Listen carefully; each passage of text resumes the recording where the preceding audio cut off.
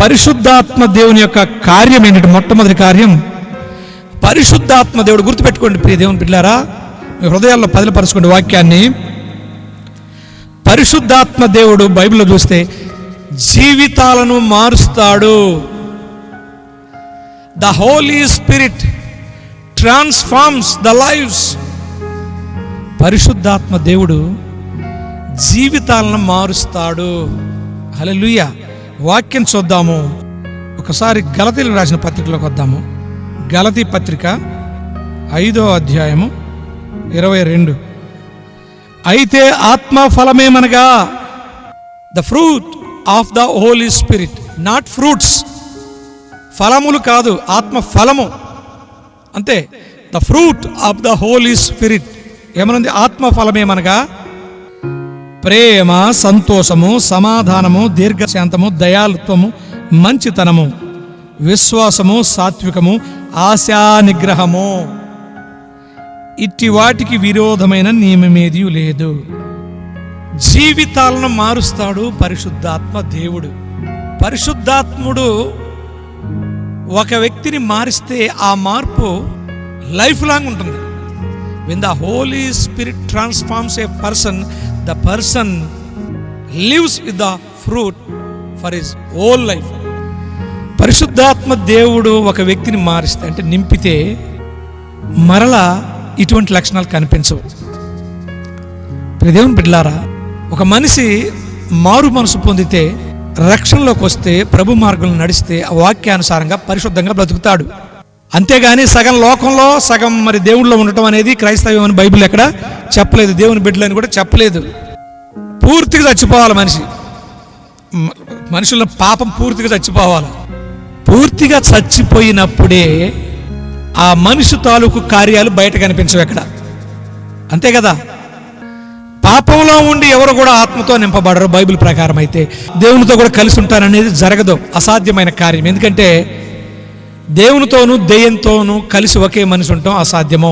ఉంటే దెయ్యంతోనన్నా ఉండాలి, లేకుంటే దేవునితోనన్నా ఉండాలి. పరిశుద్ధాత్మ దేవుని కార్యం ఏంటి? జీవితాలు మార్చటమే.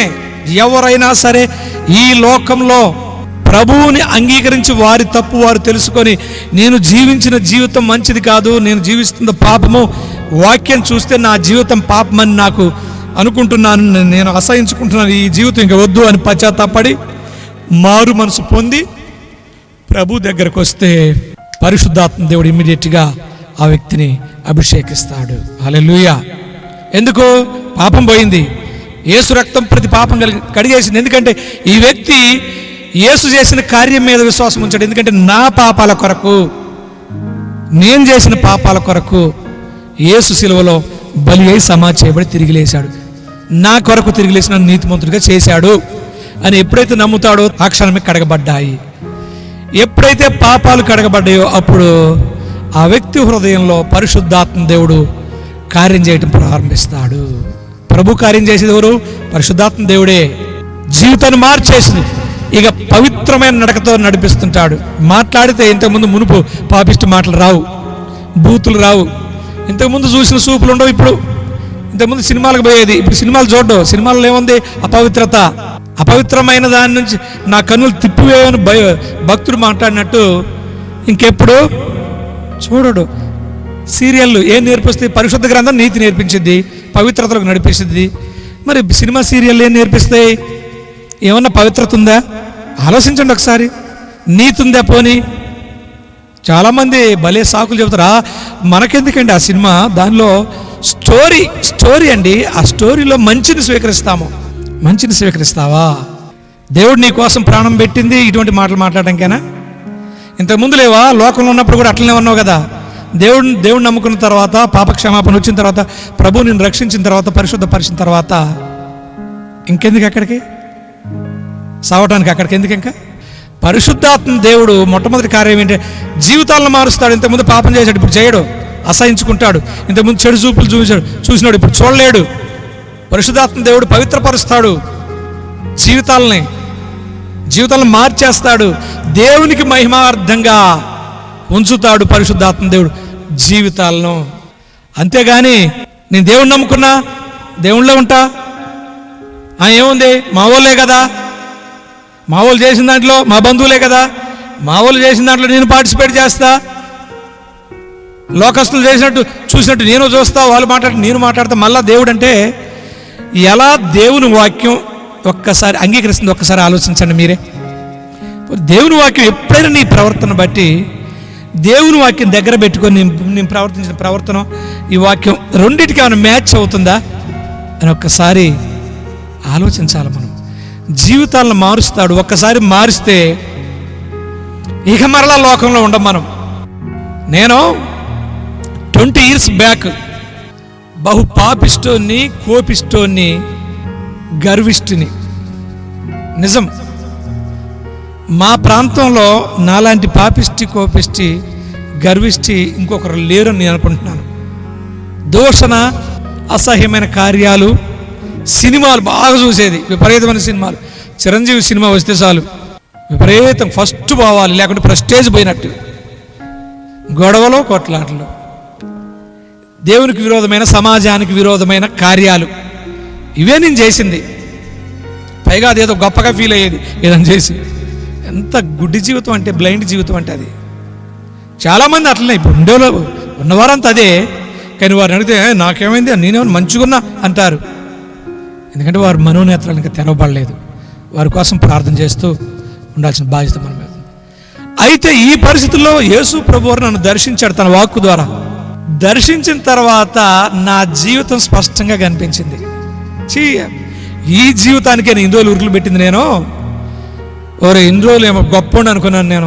నేను ప్రజలు అసహించుకుంటున్నారా బాబు అనిపించింది. బైబిల్ గ్రంథం చదవటం, యేసు మాటలు చదవటం ప్రారంభించిన తర్వాత నా హృదయంలో గొప్ప పరివర్తన. ఎంతంటే ఒక చీకటి బతుకున్నది, అలాంటిది దేవుడు, నేను ఎప్పుడైతే నా పాపాలని తెలుసుకున్నానో, అంగీకరించి అసహించుకొని పశ్చాత్తాపడి ప్రభు పాదాల మీద పడ్డానో నన్ను క్షమించేశాడు. నా అంతరంగంలో గొప్ప మార్పు జరిగింది. ప్రభు నా హృదయంలోకి వచ్చాడు. పరిశుద్ధాత్మ దేవుడు నా అంతరంగాన్ని మార్చాడు, నా బ్రతుకును మార్చాడు. 20 years ఇప్పుడు, అప్పటి నుంచి ఇప్పటి వరకు నా జీవితంలో సినిమా లేదు ఇప్పటి వరకు కూడా.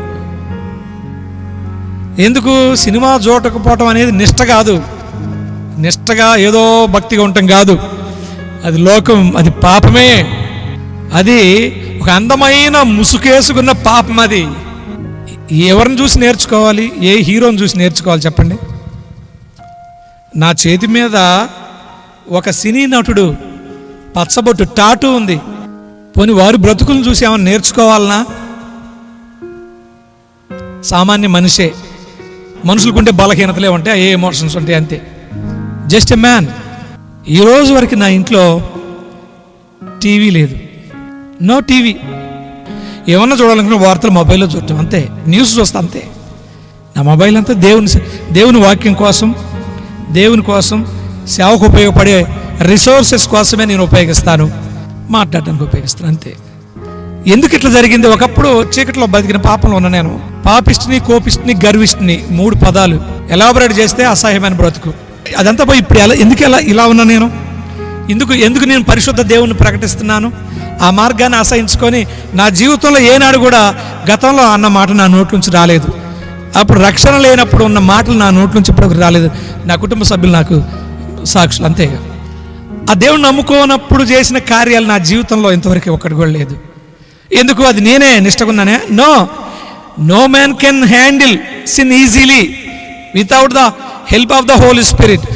ఏ మనిషి కూడా పాపాన్ని జయించలేడు, హ్యాండిల్ చేయలేడు. లోబడి ఇమ్మీడియట్గా లాగబడతాడు. కానీ ఇక అప్పటి నుంచి 20 సంవత్సరాల వరకు, ఇప్పటికి 20 సంవత్సరాలు ఎందుకు ఇంకా లోకంలో గతంలో చేసిన మాట లేదు, గతంలో చూసిన చూపు లేదు, గతంలో అన్న మాటలు లేవు, గతంలో చేసిన క్రియలు ఎందుకు లేవు? ఎప్పుడైతే ప్రభువును రక్షించాడో పరిశుద్ధాత్మ దేవుడు నన్ను నడిపించడం ప్రారంభించాడు. పరిశుద్ధాత్మ దేవుడు జీవితాలను మారుస్తాడు. అది పరిశుద్ధాత్మ దేవుడు కార్యం. అది పరిశుద్ధాత్మ దేవుణ్ణి చాలామంది ఈ దినాలలో అవహేళన చేసే విధంగా ఆ పేరును వాడుతున్నారు. ఆయన సర్వశక్తిమంతుడైన దేవుడు, దేవాది దేవుడు. ఆయన పరిశుద్ధాత్మ దేవుడు ఈజ్ గాడ్ హిమ్సెల్ఫ్. చాలామంది ఆ బోధలు కూడా బోధించట్లేదులేండి. ఇప్పుడు జీవితాలను మార్చువాడు పరిశుద్ధాత్మ దేవుడు. పరిశుద్ధాత్మ దేవుడున్న బ్రతుకు, పరిశుద్ధాత్మ దేవుడు నడిపించే బ్రతుకు ఖచ్చితంగా సాక్ష్యం ఇస్తుంది. ఆ జీవితమే సాక్ష్యం ఇస్తుంది. మాట్లాడిన అవసరం లేదు, క్రియలు చేయని అవసరం లేదు. నేను ఎంత అనుకున్నావు, అవును ఎంత ప్రార్థన చేస్తా అనుకున్నావు, నేను ఎంత దైవజ్ఞానం వాక్యం చదువుతున్నా అనుకున్నావు అని చెప్పనవసరం లేదు. పరిశుద్ధాత్మ చేత నడిపింపబడుతున్న వ్యక్తి జీవితమే చెప్పింది. పరిశుద్ధాత్మ దేవుని చేత నడిపింపబడుతున్న జీవితము 5వ సువార్త. మత్తయి, మార్కు, లూకా, యోహాను వాటితో కలిపి 5వ సువార్త ఏంటి తెలుసా? పరిశుద్ధాత్మ దేవుని చేత నడిపింపబడుతున్న ఆత్మీయుల యొక్క జీవితం. ఆ కరపత్రిక ద్వారానే సమాజంలో అనేకులు రక్షణలోకి వచ్చేది. ప్రభునామానికి మహిమ కలుగును గాక. రక్షింపబడిన వారిని నడిపించుటకు, దేవుని కార్యాలు జరిగించుటకు, సంఘ పరిచర్య జరుగుటకు, ఆత్మ వరాలను మరి వాడుటకు పరిశుద్ధాత్మ దేవుడు సహాయం చేస్తున్నాడు. ఆయనే మనలో ఉండి ఈ కార్యం చేస్తాడు. హల్లెలూయా. ఆయన సర్వసత్యంలోనికి నడిపిస్తాడు. హాఫ్ ట్రూత్ కాదు, ఓల్ ట్రూత్. సగం అబద్ధం సగం సత్యం కాదు పరిశుద్ధాత్మ దేవుడు నడిపించేది, సర్వసత్యం. హల్లెలూయా. పరిశుద్ధాత్మ దేవుని కార్యాల్లో మొట్టమొదటిగా చెప్పుకున్నాం ఏంటది? ఆయన జీవితాలను మారుస్తాడు.